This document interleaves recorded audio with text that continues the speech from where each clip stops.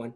Hey guys, welcome to the Dragon's Voice podcast, and I am your host truly, Rhys, and I'm glad you guys have just joined in. If you are following us on the Dragon's Voice podcast, make sure you like, share and subscribe our videos, and hopefully then if we get to episode 50, even though we're only on episode 19 of this particular recording, and if it goes somewhere, then I'm going somewhere and I'll be very happy.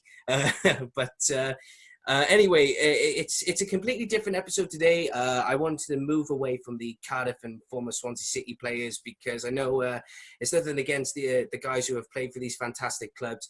It's just that it will probably, for other people who live around in Wales, particularly in Wrexham, and the people from Wrexham, this is a treat from me to you. I've got this very exciting guest on the show, a former Wrexham player, a former Liverpool player, Tranmere Rovers. He's played for Wales twice. And he is none other than Mr. Lee Jones. Lee, how's it going, buddy? I'm very good. How are you? You okay? Yeah, not too bad, not too bad. Just chuffing along, really. Just trying to get some guests left, right, and centre. So I'm glad I got you on here because I could talk about Wrexham. I actually, no problem.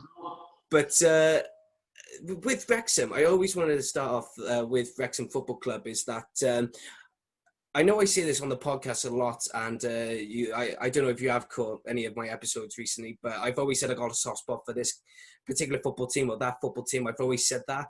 But Wrexham, it seems to be in my top 5 football clubs that I actually generally like. Generally do favour and check out their scores and that. But for you, it's your hometown.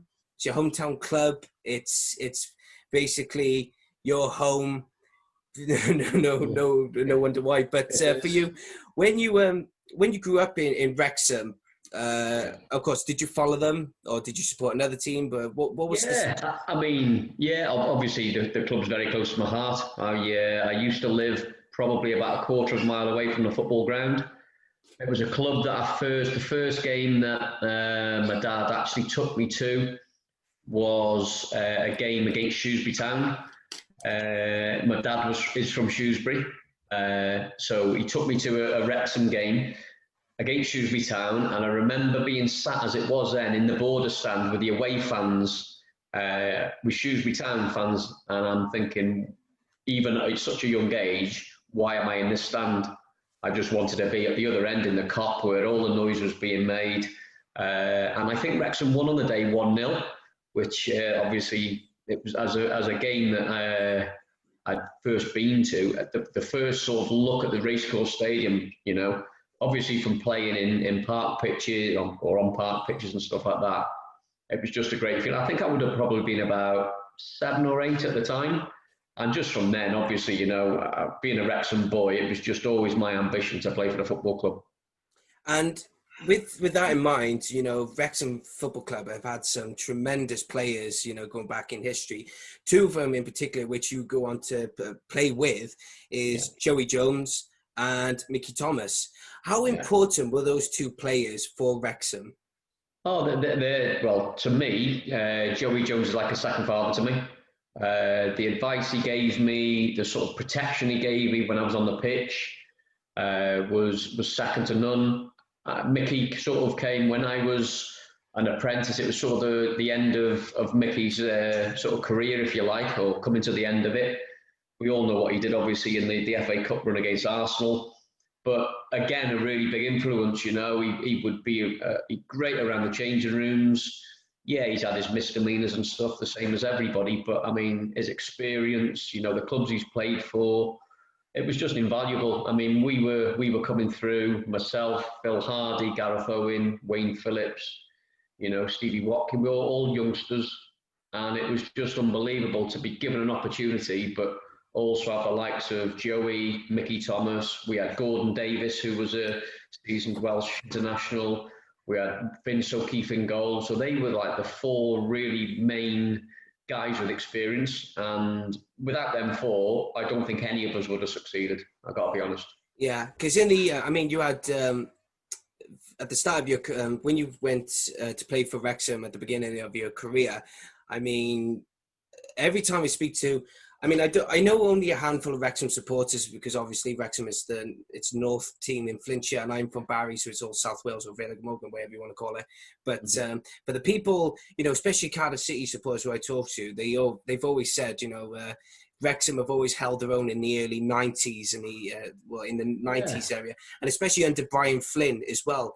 I mean, what was he like? How much of an influence? Brian Flynn was unbelievable, and I O'Brien, everything. You know, I mean, I look back at my time when I first started at Wrexham. You know, obviously I mentioned there Joey, Gordon Davis, Mickey, Vince O'Keefe, but the be-all and end-all was Brian Flynn. You know, if Brian Flynn didn't have the sort of bottle, if you like, to throw in the youngsters, then, you know, we probably wouldn't have had careers in the game. We would have had careers, but probably not as successful. You know, Brian Flynn gave you the belief, even when I broke into the team at 17. You know, I don't know any manager now that would throw a 17-year-old into a European Cup Winners' Cup tie against Man United, having never, ever even played a league game. But Brian Flynn, he did that with me, and he's done the same with other players, you know. And it was just his belief in the youngsters, and obviously culminating with Joey on the pitch. You know, it was a fantastic team to play for. You know, it was obviously, it made it more special because it was my hometown club. But you just, every time I went on the pitch and played under Brian Flynn, I just thought to myself, he'd make me feel like I was the best player in the world. I knew I wasn't, and I was a million miles from ever being that. But you just got that belief. Every time I went on the pitch with Brian, or for Brian, and with Joey and with Mickey, you just felt that, you know, you were playing for someone really special. And it as well with, because it's very important that in the early 1990s, you know, it's always been spoken about in today's football, whether it's English League or football, in the Football League, English League, or the Welsh League and everything like that.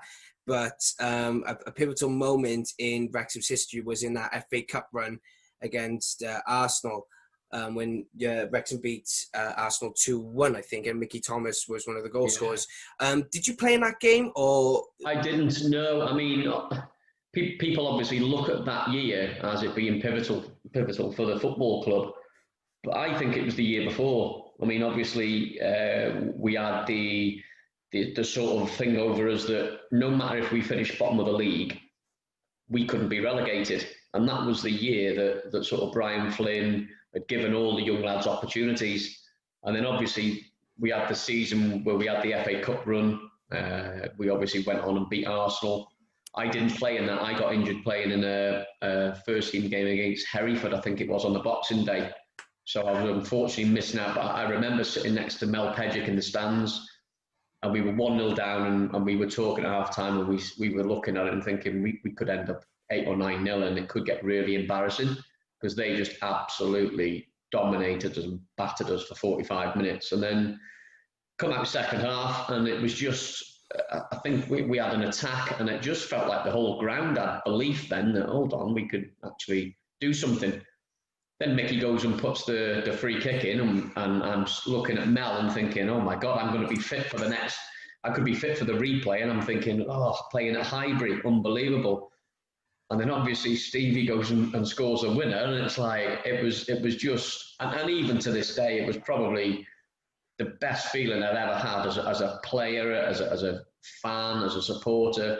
You know, I've played for Wales twice, but nothing sort of eclipses that feeling of when Stevie scored that goal, and then obviously the scenes after the game. We finished 92nd, they were the league champions, and I still believe it's the biggest cup upset in history. You know, there's obviously been other games since then, but you look at that, there was just, the gulf between the two teams couldn't be any wider. But, you know, it was just one of them, where were you on that day sort of moments, and it was fantastic. Yeah.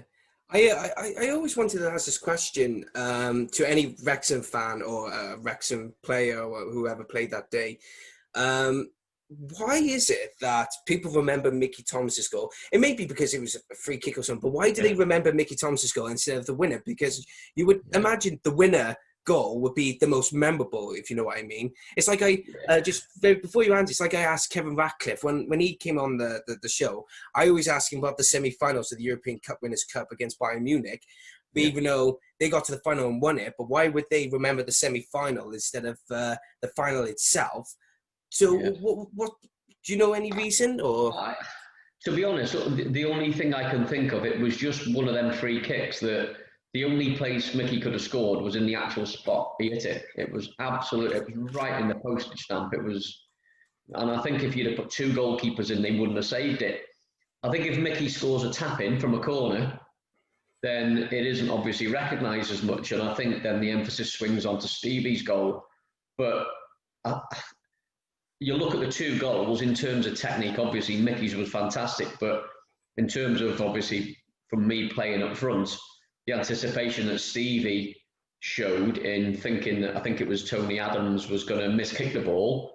If he hadn't showed that anticipation, he wouldn't have scored, because his next step, Tony Adams would have cleared it. But obviously, he slid in and he's put it past David Seaman, and the rest is history, as I say. I mean, for me, yeah, everyone looked at Mickey's goal and what a goal it was. But I think, yeah, you're right. I don't think Stevie gets the credit or the sort of recognition that he should get. He certainly does from us and from the other players, because we're obviously still in a group chat and stuff, and we have a laugh and a joke about things like that.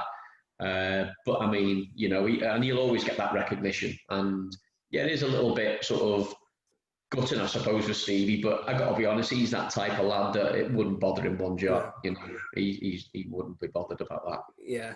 I mean, like you said, I mean, the score line just says it all, 2-1, and you're through to the next round anyway. And to say that you were part of it anyway, I think it's another way of just saying, look, I was there. I know what it was. And it's like any other professional footballer probably. It's your line of duty. It's your work. You're supposed to score a goal, so. Of course it is, yeah.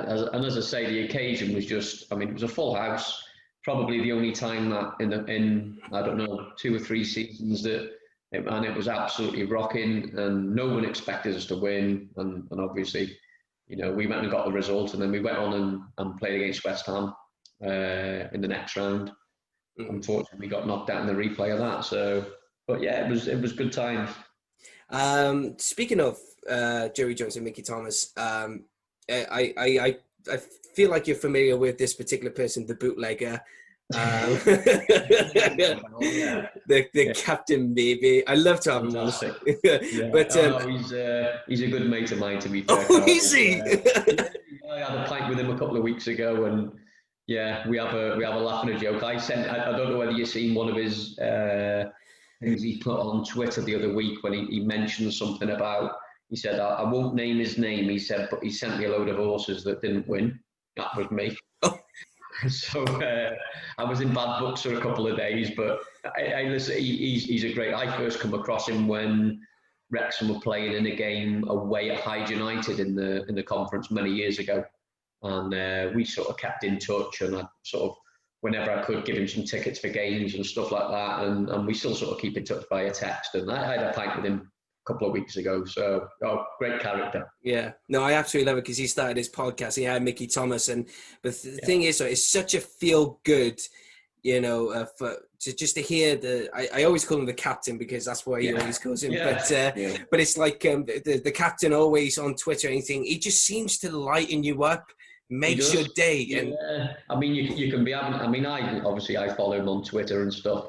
And you're right. You can be having a down day, and he'll just come up with a comment, and you just start laughing, And as I say, I had a drink with him a couple of weeks ago, and his good pal was there, Irish Marty was there with him, and I only intended just to go there for about 20 minutes, but I was there for about 2 hours, and they're great company. But yeah, really down to earth guy, humble guy. And loves Wrexham Football Club, just wants the club to do well, and he's a typical Wrexham lad, similar to myself, got similar interests, and yeah, he's great. Yeah, like I said, when you think of him, I just thought, just funny thing now, I just can't help but laugh, because he's just pure brilliant. But they mentioned Joey Jones, and then we mentioned Joey Jones earlier, but I want to go into it a bit more about the man himself, because me being a 24-year-old who probably, should know more about Joey Jones than anyone should, because he's a Welsh legend, not just a Welsh one, he is a legend who's won a European Cup, he's played for Wrexham, God knows how many times, he is Mr. Wrexham. He is. He is everything that Wrexham Football Club is, in my opinion. And as I say, I was fortunate enough earlier on in my career, sort of the back end of Joey's career, to play alongside him.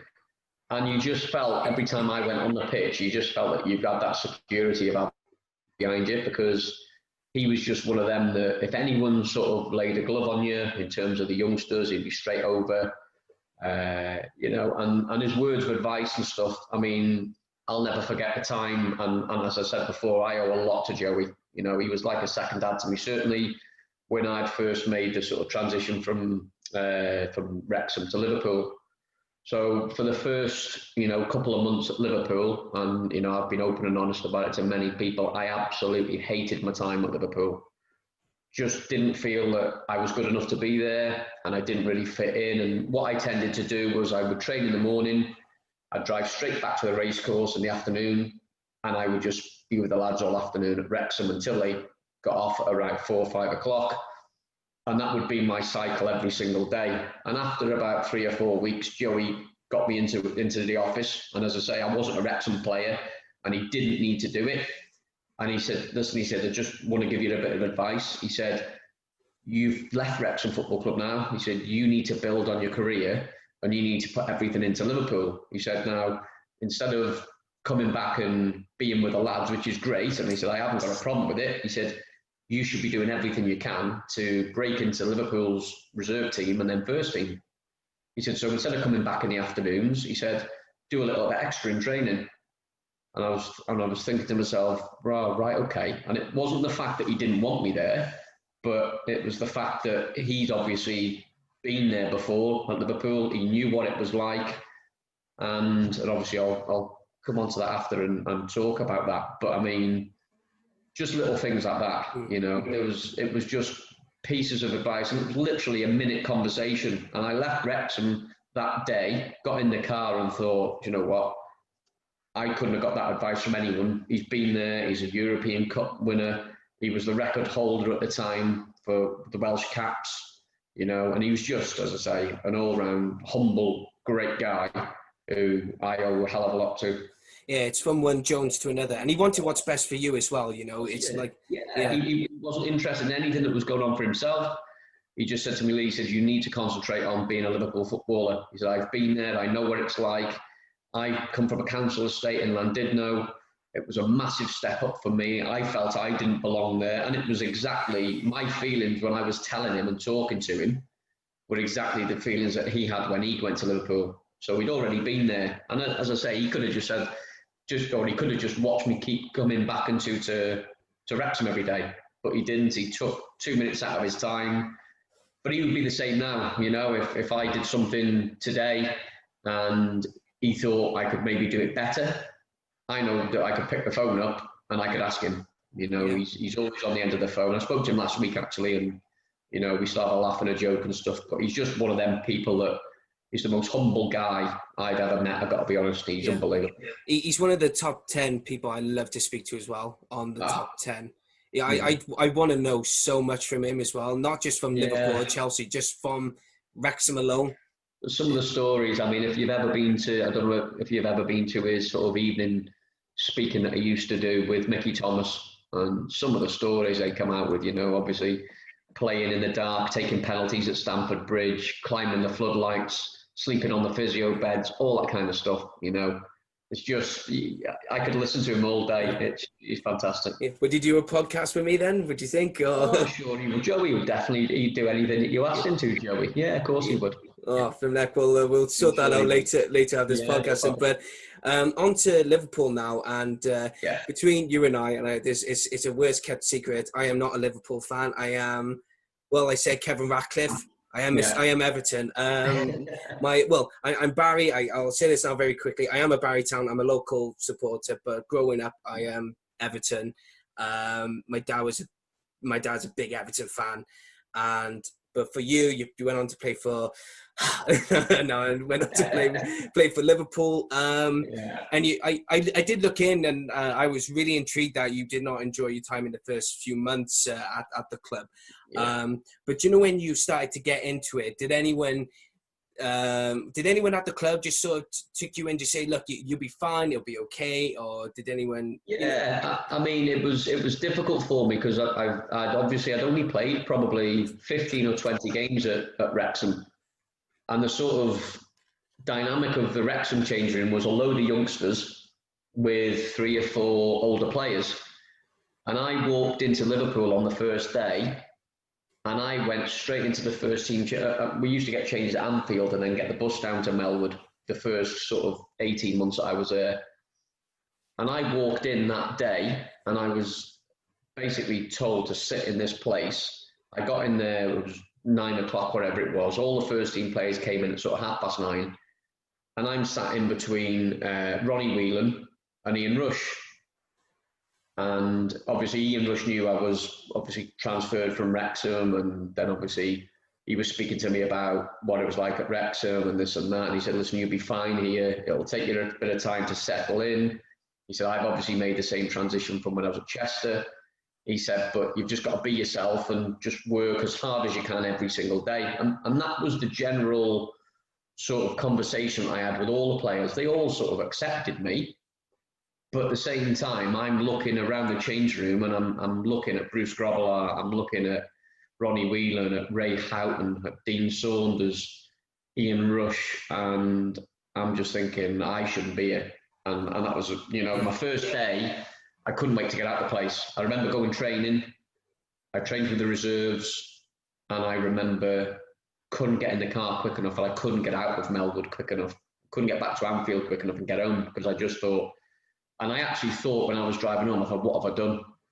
I just thought I've made a massive mistake, because it was just basically being thrown into a club which had this massive sort of aura about it, European, you know, and you've got to remember, I went there in 92, 70s and 80s, that Liverpool won everything. They won European Cups, they won leagues, they won FA Cups. It was intimidating. And it was just, yeah, and I was totally out of my depth. But as time went on, and again, after probably 6 months, I would say, of being sort of not homesick, but just the fact that I thought I don't belong here, I actually started enjoying it, because I was sort of working hard in training. I'd step up now and again and train with the first team, but it was mainly, I was just basically playing for the reserves every week. So I'd gone from playing in the first team at Wrexham to playing in a reserve team, but the difference was I'd be playing in front of 2,500 fans at Wrexham.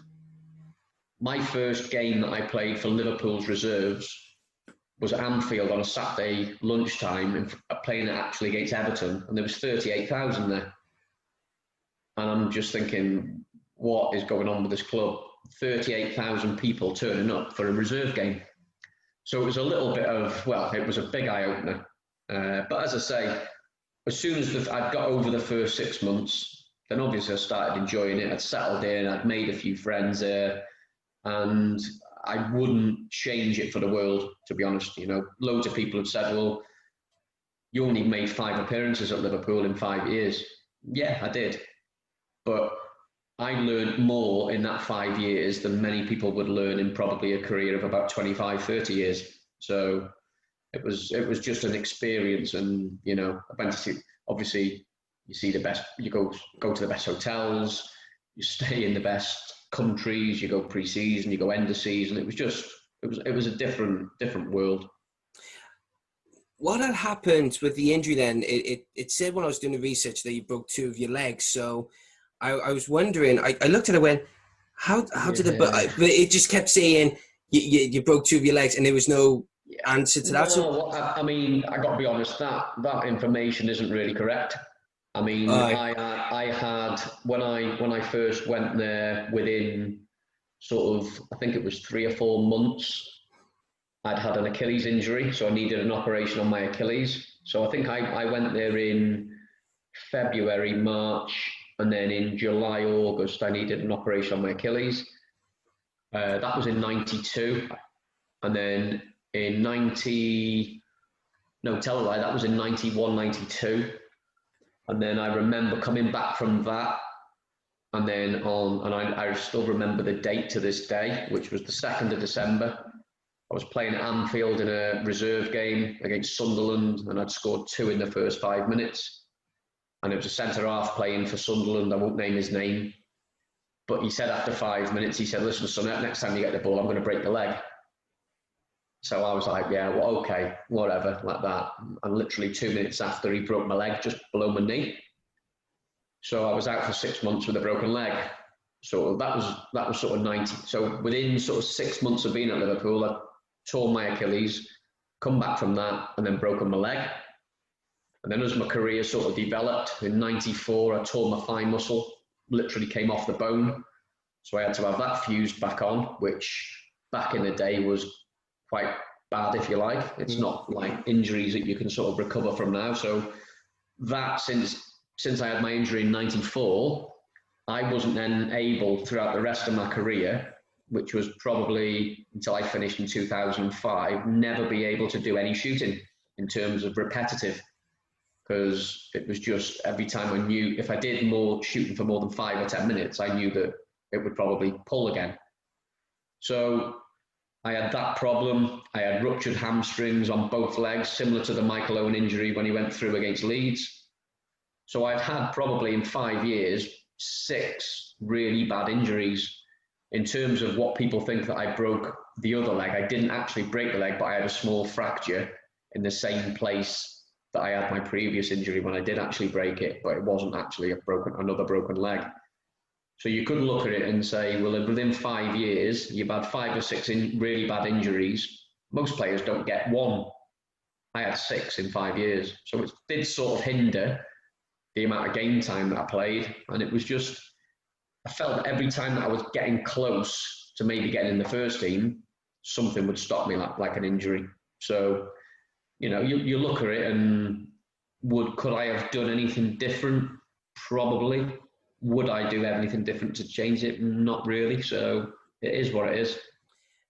After you've recovered from the injuries, because from 6 injuries, you know, from God knows what, some players would say, or some people would say, you know, that's it. Career's done if you're having so many injuries. But you managed to get yourself back into the game, you know, and you got the call up for Wales. That's what I want to go on to now. The call up for Wales, it was in 97 or something like that on the senior side. It.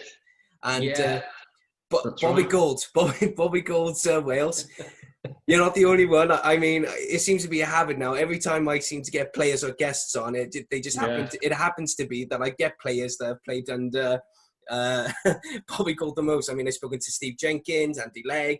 I've spoken to Ryan Green. You know, and it's all Bobby Gould. But for you, playing for Wales is playing for your country. Yeah. How did you feel when you got the call up, and what was the experience like? Yeah, well, I remember the first game that I played was an end. I think it was towards the end of the season. We played up in Scotland at Kilmarnock's ground, and obviously we'd stayed there for a couple of days prior to. I was rooming with John Hartson, and we played the game. And the last sort of 5 minutes, Bobby said, "Go and get warmed up." I came on with about literally 5 minutes left. And then my first touch of the ball, I hit a shot from about 20, 25 yards, hit the inside of the post, went across the goal and goes out. Or comes back out.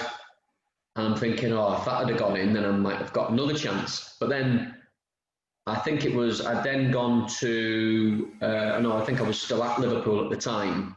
And I got my second call up. And it was Holland away. And I was thinking to myself, right, okay, Holland away, they were absolutely flying at the time with all legends of the game, Bergkamp, you know, Seedorf, Davids, you name it. And I actually, because I got called up late, they think they met up on the Saturday and I didn't get called up until the Monday. So I remember going into Roy Evans' office and he said, listen, you've been called up for Wales. They need you to fly out today. So went home, got my bags, got to the airport, checked in. They said, your tickets here, got my tickets. Went into the actual terminal and looked out of what I thought was where my plane was, and I couldn't see it. And I thought, I've missed the plane. And there was a guy sat waiting as well. I said, is there a plane going to Eindhoven? He said, he said, it's via Rotterdam. I said, right, where is it? And he said, it's down there. And I actually looked over the window and it was an 8-seater plane. And I'm thinking, I'm not getting on that. I said, oh, that can't be safe. He said, oh, that's fine. So I literally flew over, went over to Rotterdam, into Eindhoven, and it was the worst experience I've ever had in my life. I thought, that's it, I'm dead, because it was just, the plane was all over the place, pouring down with rain, wind, you name it, and we were just like a matchbox being flung everywhere. We then get into Eindhoven, get into the hotel, trained, and I'll never forget the game. We got beat 7-1. I was going to say, it's not that 7-1. Oh. We got beat 7-1, and I've got to be honest, it was the best goalkeeping performance I've ever seen from a goalkeeper from Neville Southall. If Neville wouldn't have played that night, I think it would have been the biggest defeat in the history of football ever. I think they could have scored 20. It wasn't that we were that bad, because we had like speed. I think Vinnie Jones was involved that night. He was captain that game as well. Yeah, and I mean, some of the sort of stuff, leading up to the game, some of the things that were said that Holland aren't this good, and they put 7 past us, and it could have been 20 in a heartbeat. But Nev was unbelievable, And again, another legend of Welsh football, I suppose. Yeah, with that, let's go into that game then, because a lot of Wales fans have always said it was a disgrace. A lot of things were said, and they said it was this, it was that, it was a disgrace, it was shambolic. There was a lot of questions on Vinnie Jones being made captain. Yeah. But for you personally, because you were there, I've always wanted to know, what was the reaction from Vinnie Jones being captain, because I think that was the first and only time he was made captain. Yeah. What was the reaction from Neville Southall being the keeper? Because I know I've seen footages of him when he's in goals, and he could be, any goalkeeper. I mean, I've done it myself. I used to be a goalkeeper, and I used to let off the steam, just being angry all the time, and the passion comes out. So what was the responses and reactions from Vinnie Jones, Southall, and Bobby Gould himself? Well, I think first and foremost, I remember being in the hotel, and I got to be honest, it's vague, because obviously it was 97, so it's 23 years ago. But if I remember rightly, we had a vote who was to be captain that night at dinner the night before, and I think everyone voted for Gary Speed to be the captain, because he was obviously coming through and the next in line and the next big thing. And then I think it was a case of, I think Bobby had announced that it was Vinnie Jones. It was like, oh, right. So whether the vote, had gone in favour of Vinnie or not, I don't know. I got to be honest, I voted for Gary Speed. But that was sort of how it come about. I don't think it was a decision made purely by Bobby. I think it was the consensus of the players. But then I think the consensus was, well, I'm not sure whether Vinnie has got all the votes. So we didn't, we were a bit unsure. In terms of after the game, I think obviously we've been battered 7, but everyone knew that it could have been. I mean, 7 is embarrassing, and I remember being on a bench, and I remember walking back into the change rooms and thinking, oh my God. I mean, I got told to warm up with about 15, 20 minutes to go. And I got to be honest, it was probably the only one of the times in football that I've actually thought, I'm not sure whether I want to go on here. I don't think I'd have had a kick anyway in 20 minutes, but they were just unbelievable. And I think after the game, Nev came in and everyone was just sort of flabbergasted about the result. I mean, it wasn't expected. We knew that they were a really, really good team, but I'm not sure whether it was that we were that bad. I just think on the night they were just unbelievable, and obviously Welsh football in those days wasn't as sort of prominent as it is now. We had great players, don't get me wrong, the likes of Rush and Saunders and Mark Hughes, etc. But I don't think as a team we were maybe as together, or from looking out from the outside, or looking in from the outside, if you like, as together as what the Welsh team has been over the last couple of years. Yeah. But it was just one of them sort of surreal moments, because I can still see Nev now making about 15 saves and thinking, how's he saved that? How's he saved this? And we were on the bench and just looking and thinking, Nev was a world-class keeper, and in my opinion, probably one of the best in the world at the time. But it was just a surreal moment because we conceded 7. It doesn't happen very often. Yeah, it's the power of the moustache. It is. That was. It could have been, yeah, it could have been. But what a player, he was just unbelievable. And I mean, I've worked with good keepers, the likes of Grobbelaar, etc. But he was just on a different level now. Yeah. He was just scary. I've got a lot of respect and time for Neville Southall, because I'll say this very quickly with a quick story that I remember. This is going back a few years ago when Gary Speed passed away, bless us all, and I think it was around about the time where Neville Southall just released his autobiography and the Bin Man Chronicles, and it was and he was doing a book signing at Waterstones in Cardiff, and it was I think it was Wales v Belgium at the same day, so it made sense. And I only just started sixth form, and my dad being a big Everton fan, I thought, right, I've already got the stuff. I'm going to buy the book, because Waterstones are very fickle. They don't want you coming in having, if it was a footballer, they don't want you with shirts. They want you with the book. So I bought it all. I got it all ready, and then I thought, hang on a minute, I can't leave my dad out of this. And luckily, he wasn't working. I said, Dad, come on, let's go. And we all went, and I was so flabbergasted because literally it was in the afternoon, and the game was only until 7:45 in the night. But I mean, this was around about 2:00, and luckily I just skipped sixth form. I said, no, I ain't going. And we went in, there was no one there, and Southall, Nev was just sat there on his own. I'm thinking, this is a Welsh legend, and no one, probably a few people came early. I don't know, but when I came in, it was just empty. And I felt bad, so we just went over, and my dad he's a talkative person like I am, but he just froze. He thought, oh my God, that's my hero. And I'm there doing all the talking and that. And we sat there. He went, what are you guys doing? He went, oh, we've got nothing to do all day. He went, pick a seat, and if one of those Waterstones starts complaining, I'll tell him to fuck off. And I was thinking, yes! And we just sat there.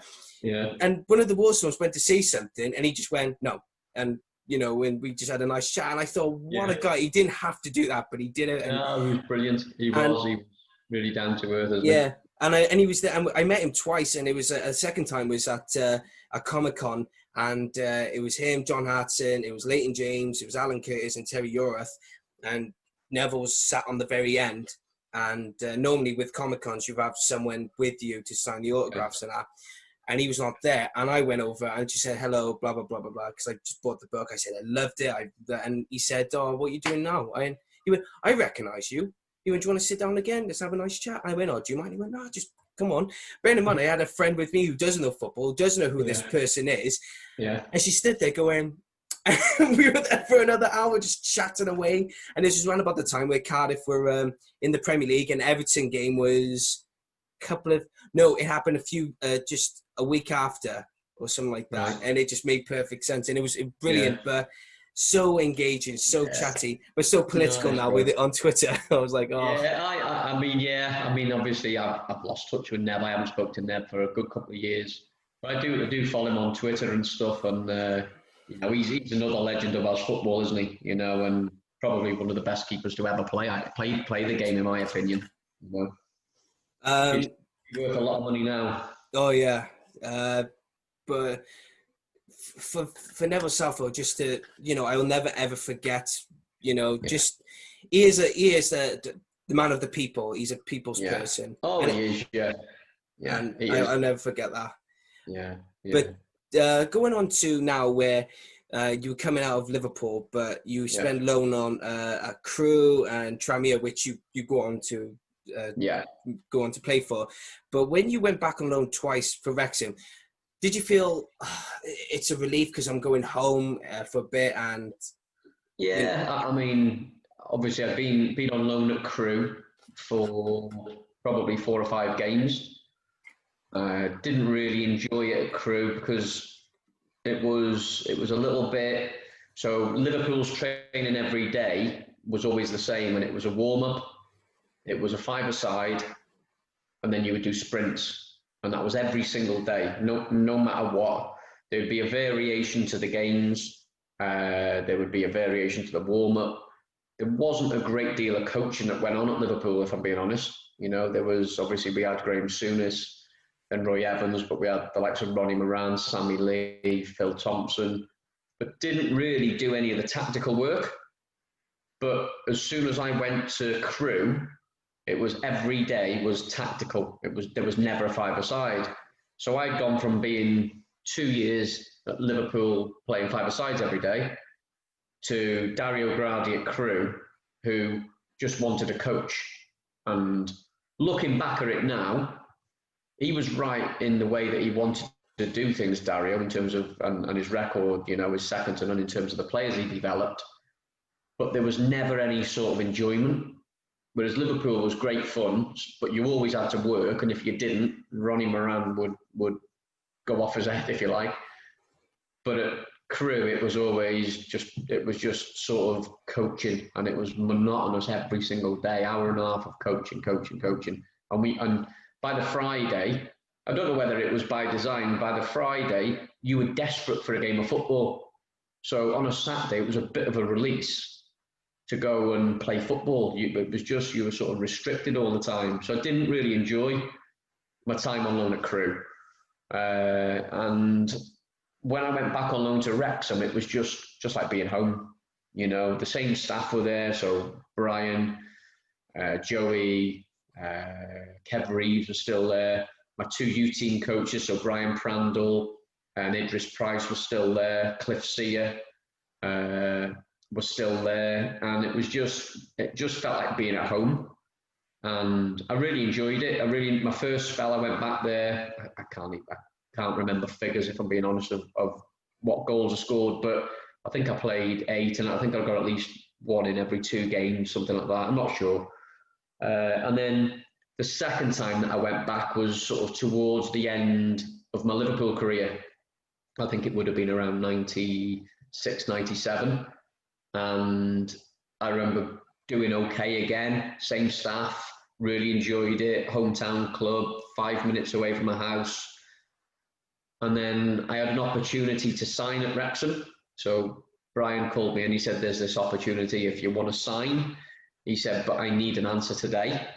I'd already had offers from 4 or 5 other clubs who I could have signed for. And I just felt at the time that, not that it was a big backward step, but I felt I was better than coming back from a Premier League club and learning so much in 5 years. I thought if I ended up coming back to Wrexham, which I think were League One at the time, it would then take me a while to maybe 12, 18 months to get back into that sort of level. So I thought I need to be realistically at a championship club. Or my other thought was I maybe go abroad, because at the time the Bosman rule had come into it and you could go abroad on a free. So it didn't really materialise, and probably loads of Wrexham fans would say thank God it didn't, because on the back of it they signed Gary Bennett. And Gary Bennett obviously went on to be a massive club legend alongside Stevie Watkin. He scored loads of goals, they got promotion. And for me, obviously, it was a buzz for me as well that obviously I didn't end up signing there, but I knew that the club was still going from strength to strength and I could still follow them and still support them. And obviously we're doing very well as well. And you look at the leagues going back during that era, the likes of Cardiff and Swansea were sort of rated second and third clubs in Wales, and Wrexham was the top club. Obviously it's changed massively over the last sort of 10, 15 years. But, you know, hopefully one day, you know, Wrexham will wake up from their slumber, if you like, and get back to where I believe they should be. Do you know when you went to Tranmere Rovers? I mean, around about this time, I've looked at the club records and you know, you never really left sort of the Flintshire or the north west of England, you know, so you just stuck around. When you went to Tranmere, what was that like for you for Tranmere? Was it a nice club to play for? Or, what about your time, really? Yeah, I mean, I had the opportunity when I left Liverpool, so I'd been there for 5 years, and Roy Evans had offered me a new 2-year contract. And I just felt that it was the year that Gerard Houllier, we knew, was coming in the summer. And I just felt that I couldn't break into the team no matter what. So when I first went there was Ian Rush. Then it was Robbie Fowler had broken through when I was trying to break through as well.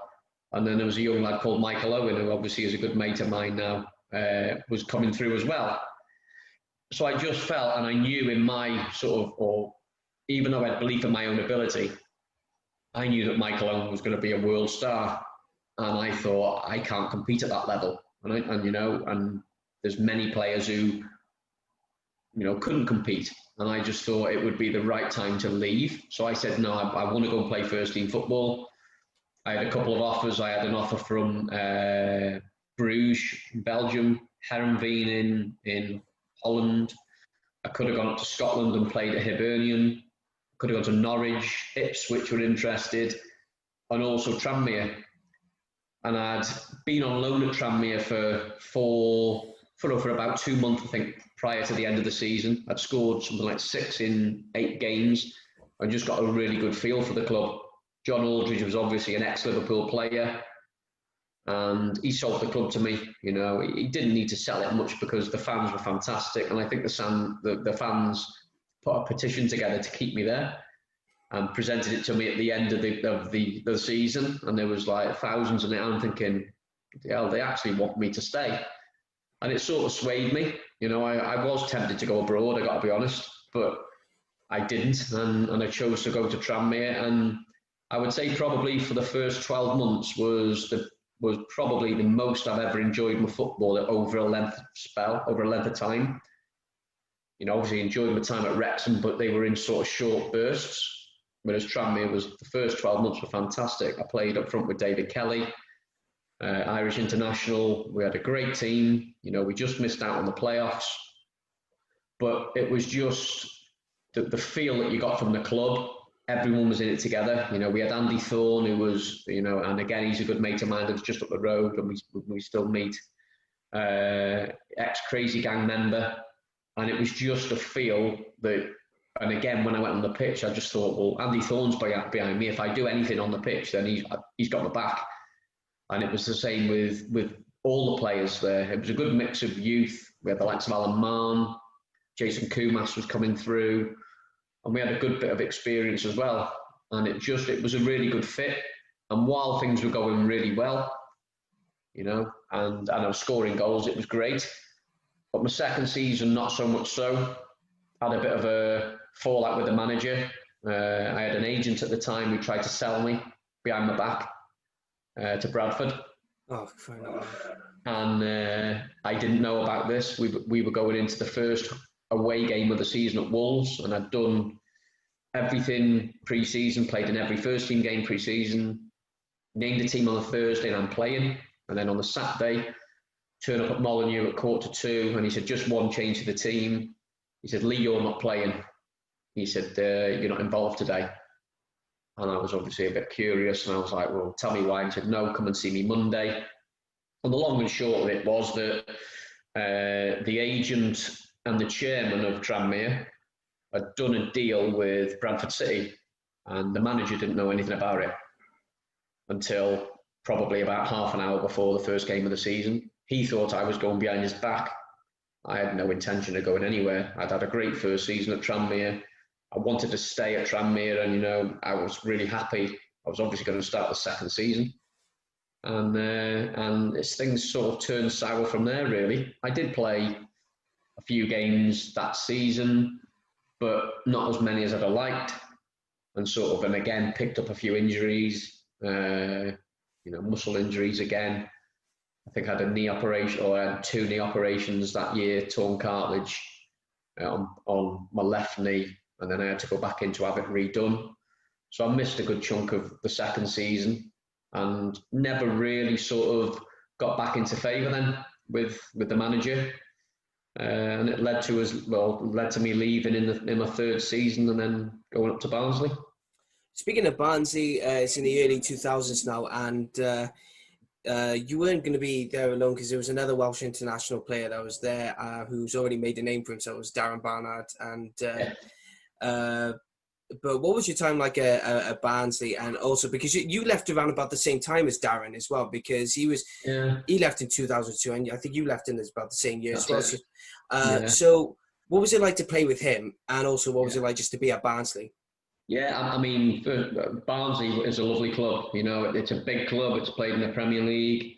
You know, and again, it gave me a similar feel when I got there to Wrexham, a real sort of close knit family club. You know, and it was one of them. You know, you'd go into the club shop and they would ask about your family.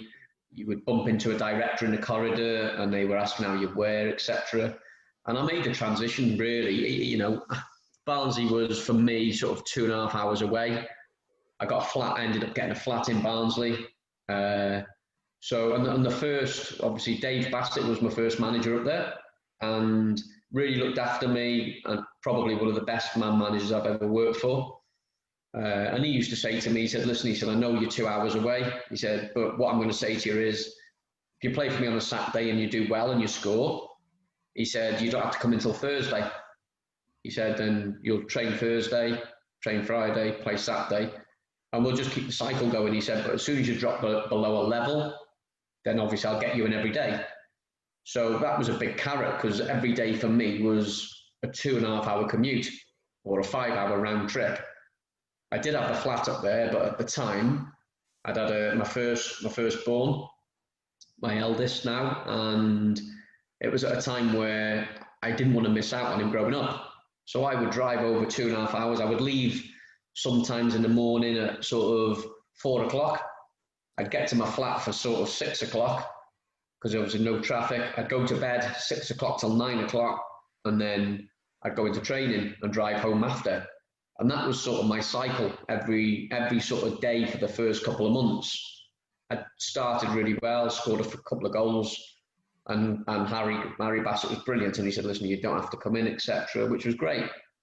But then he left after about 6 months, change of manager, Nigel Spatman came in, and again he was fine, sort of I was in and out of the team, etc.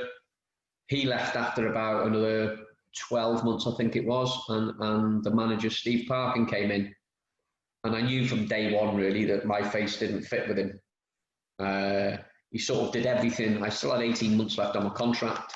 I'd signed a 3-year contract, and he did everything to force me out, you know, getting me into training when the lads weren't training, all that kind of stuff, how you would treat a kid. And I knocked on his door and said, at the end of the day, I'm not a kid. I've been a pro for the last sort of 15 odd years. You can't treat me like this, etc. And we sort of parted ways mutually, and then ended up going back to Wrexham. But it was a similar sort of period, as you say, to Darren Bernard. I mean, what a one he had of a left foot. I mean, he used to score some goals in training. He was just, he didn't have the best, didn't have, you know, lightning pace, but he always seemed to get a yard off, you know, and get his shots off or his crosses in.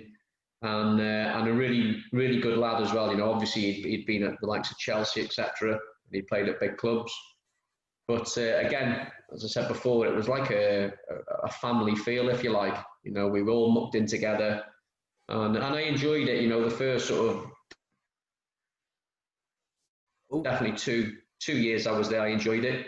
The last probably 4 or 5 months was probably the worst time in my career, if I'm being honest. Yeah, you sorry then, you cut off a bit then, it was the signal, but you come back to me now, but it's all good. Okay.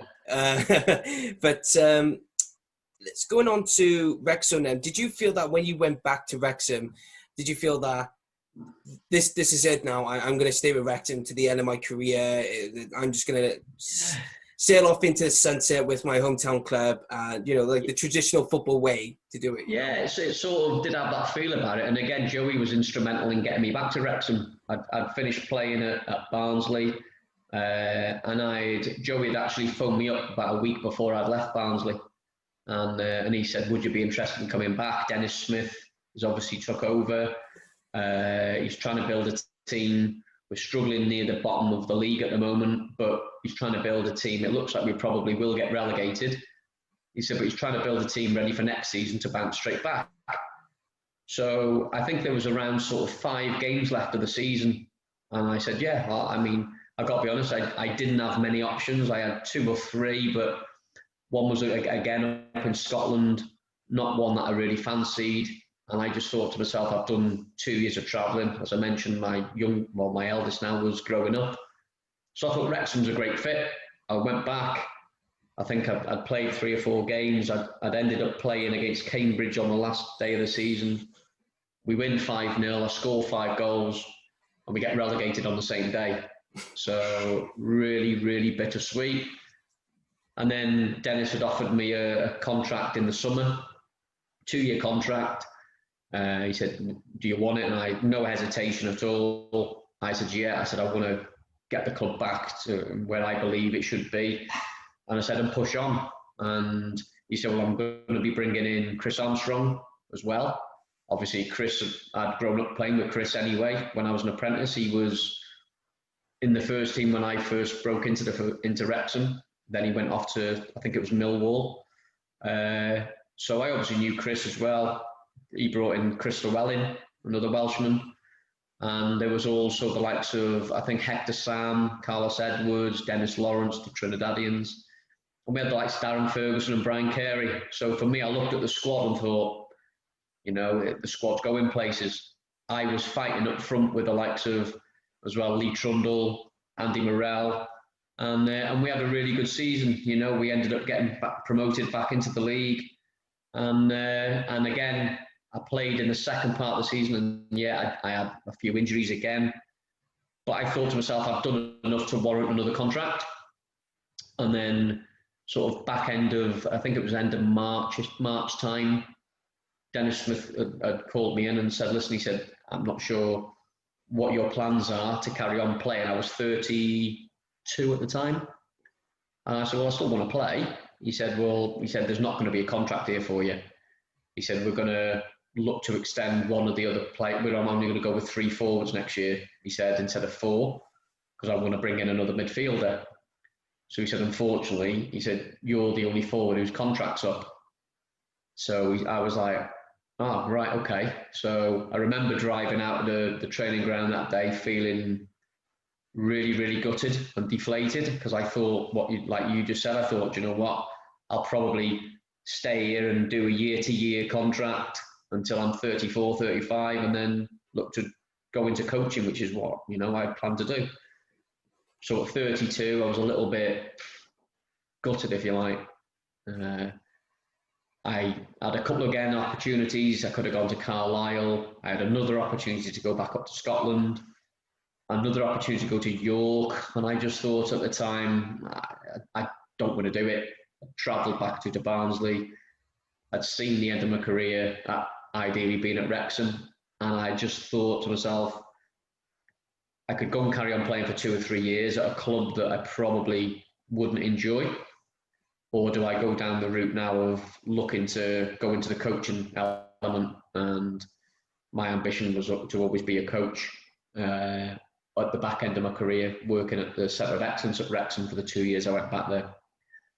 So I thought I'd make a decision. I ended up going to play semi-pro up at Caernarfon and Cefn Druids. I thought I'd keep ticking over, keep myself fit, but I'll go down the coaching route, and that's what happened. You know, when you went to Prestatyn, because there was a time you went to Prestatyn, did you was you part of the Welsh Cup winning squad? Yeah, so Prestatyn Town is a team. I'm involved back at Prestatyn now with Neil Gibson. So obviously Neil Gibson, the manager, and myself were teammates at Tranmere, and that's how I know Gibbo. And at the time, about 2 years prior to the Welsh Cup, I'd got my pro licence. And Gibbo would phone me up sort of midway through the Welsh Cup season that we ended up winning, and said, would you like to come on board with me as like a director of football? He said, I'll make no bones about it. He said, I'm just going through my A licence now, but we need a pro licence holder. He said, you know, you'll have an input into team selection. He said, obviously, I'm the manager. He said, but I'll make the final decision. He said, but I'd like your input, etc. Do some coaching. And I just felt, yeah, you know, it's another sort of step, if you like, or, you know, to coach senior footballers, if you like. So ended up going in, and we ended up winning the Welsh Cup that year. In 2013, wasn't it? 2013, and then obviously, so we'd won the Welsh Cup and again, it was extra special because it was at the racecourse. We beat Bangor City. Yeah. You know, and it was a great feeling. It was It was a little bit, we were underdogs on the day, no one expected us to win.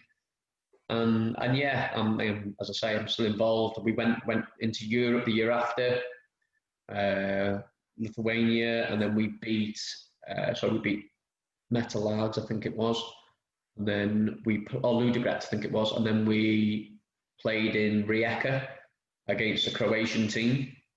And we ended up getting beat 2-0 at home, if I remember rightly, up at Ril. And then we went over to Croatia and got beat 5-0. And but it was no sort of disgrace, because I think that year they ended up getting into the quarterfinals of the Europa Cup. So, and I think we were talking after the game, their centre forward was valued at around 28 million that night. Yeah. I think he'd scored 3.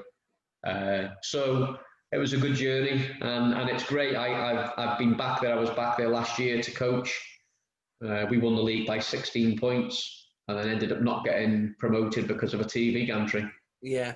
So, I do remember very well about your Welsh Cup, because semi-final, Latham Park, Barry 1, Prestatyn 2. Prestatyn 2, wasn't it? Yeah, that's right.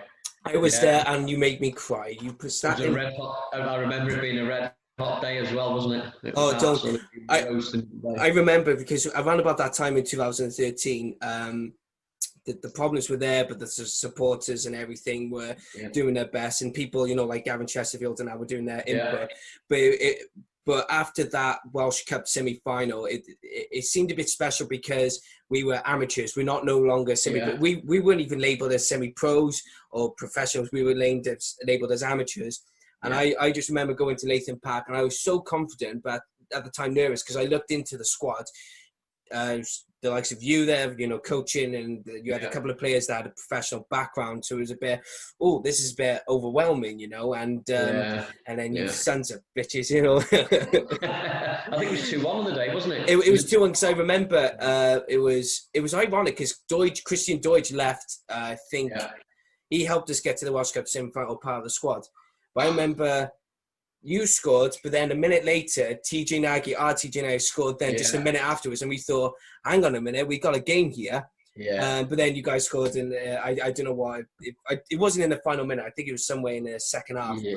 I just remember, excuse me, I just remember just sliding on the stand, and I just had and I was crying. I honestly admit, I was in tears, because I thought we could have done that. Imagine. But I was so glad. But I look back now, I was so glad we didn't get to the final, because the thing that happened where we got removed from the league with 2 games left to play, and then the FAW court case happened. So in hindsight, I was actually glad that we didn't win it. So I'm not going to hate you that. No, I'm not going to hate you that much. But oh man, it's one of my top 5 most memorable games, because it was a beautiful day for football. Put it that way. It was a nice. It was. So how do you look back on your career as a footballer? Do you think it was a roller coaster? Do you think it was enjoyable? How would you sum it up? Yeah, to be honest, it was something I'd always wanted to be from an early age. I didn't do great in school, and it was always, all I ever wanted to do was play football from the time, from as young as I can basically remember going into the park with my dad at Rhys in Wrexham, which again is probably a quarter of a mile from the football ground. You could actually see the floodlights from the park that we used to play in. And my dad used to play football with me from he'd take me to the park on a Sunday morning at 9 o'clock, and we'd still be there 9 o'clock at night in the summer. It would just be relentless, and you don't see it now, which is a shame. You don't see much of that anyway. But obviously society's changed, and it was just all I'd ever wanted to be, and to obviously realise your dream. My first dream was obviously to play for Wrexham. I'd say go back to the first game that I watched, Wrexham against Shrewsbury. I just thought I'd love to be able to play on that pitch. First time I'd ever seen stands, and on the crowd shouting, and it was just like, wow, I just want to be a footballer. Made it even more so, even at such a young age. And do I have any regrets of my career? Probably, maybe 1 or 2. I think at times, and certainly the first 6 months, as I mentioned before, I could have worked harder. Certainly at Liverpool, there were times where I sort of took my eye off the ball and thought, well, I'm at Liverpool now, so I'm fine and I've made it. That actually is nothing, getting to Liverpool is probably not the easiest part, but the easiest part of the journey, because every day at Liverpool, no matter what I did, was never ever good enough. And, I've mentioned this story to loads and loads of people. And I just recall one night playing for the reserves. We played against Leeds United, last game of the reserve season, and we needed to win the game to win the league, which isn't a big thing for Liverpool Football Club because they used to win the Reserve League every year. But that particular night, there was Eric Cantona played for Leeds just before he joined United, John Lukic, Steve Hodge, all the old sort of Leeds regulars, if you like, Gordon Strachan. And I remember playing at Anfield, and it was Robbie Fowler's debut in the reserves. So me and Robbie were up front. So cut a long story short, we win the game 7-2. I score 4 and Robbie scores 3. So we come in after the game. We've won the league. Sammy Lee is the reserve manager at the time. Well done, lads. Brilliant. Good season, etc. And the next thing, the door flies open, and it's Ronnie Moran. And it looks like, he's absolutely raging. And I'm thinking, well, what's up with Ronnie? So he's come into the change room, and he said, well done, lads, like that. And then he pointed at me, and he said, what are you smiling at? And I was like, what do you mean? And his name, they used to call him Bugsy. And I said, what do you mean, Bugsy? He went, how many chances did you have tonight? So I said, 6 or 7. And he says to Robbie, and how many chances have you had tonight? And Robbie went, 5 or 6. He went, well, scoring 4 and scoring 3 isn't good enough for Liverpool Football Club, son. He said, so you two in the morning are doing shooting with me. The rest of you can have the morning off. He said, but you two are in with me doing shooting in the morning. And at the time, my head is just like, oh my God, I can't do anything right at this football club, no matter what. And I looked at it at the time and thought, you know what, this is just a waste of time. But it's actually a good lesson, because I look back at it now and I think, you know what, how right he was. And you might think, well, that's a bit mad.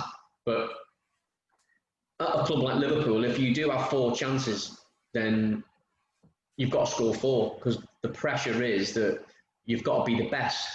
They've been European Cup winners. Ian Rush had scored 40-odd goals or what it was that season. And you look at it, if you get that amount of chances, then you've got to score that many goals. And that's the sort of philosophy I have taken into my coaching, that, if you score 1 in 4 chances, it isn't good enough. You should be more clinical. And at the time, because every single day was like that, you used to get hit on the head with a stick every day. You do well in training, come off the training ground and think, I've had a good training session. And someone would be there and go, you didn't train great today, you son. You need to work harder than that. But they were always trying to keep your head at a level. They never wanted you to get above yourself. And I look back on it now and think, you know what, they were right. Or certainly Ronnie Moran was right. But sometimes you do need that arm round you as well, because you have different characters in football. So I don't regret anything of it, because I learned so much. Yeah, I had good times, I had bad times, I had loads of injuries, being in the gym, recovering, being on an operating table, lying in the bed after, recovering and thinking, my career's finished. You get ups and downs, but I wouldn't swap it for the world. My only sort of regret is that you can't go on playing for longer. And it would have been really nice if it had been 20 years later, because now I'd never have to work again. But that's life, I've just got to keep working and just keep doing what we're doing. Well, Lee, thank you so much for coming on the Dragon's Voice podcast to talk about your career and to go into so many stories. It's really interesting, but this is what I mean. I always want to know from, not just from Cardiff or Swansea players, but from Wrexham, from Newport and everything, and it's really exciting to hear different stories altogether. So thank you so much for sharing with them today. No worries at all. Anytime. So, guys, thank you for tuning in to the Dragon's Voice podcast. And again, thank you, Lee, for coming on the show. And I hope you guys have really enjoyed it as much as I have, you know, and it's just to let you guys know that it does take a lot of hard work, you know, to get these podcasts going, because, you know, there's no funding with this podcast at all. There's nothing. I've got no money I've got money in the bank. That's a lie. But it's always trying to be cheeky, like I did with Lee, just to get on the show. And but it's just for you guys, and it's for Welsh football, just to get it out there. So I'm glad if you're watching this, I'm glad you're enjoying it and still following. So, guys, I just want to say thank you for supporting the Dragon's Voice podcast. Just leave a like, share, and subscribe. Do your thing, and don't worry, I'll be back with another episode. So thank you for tuning in. I've been your host, Rhys, and I'll see you all very soon. Take care.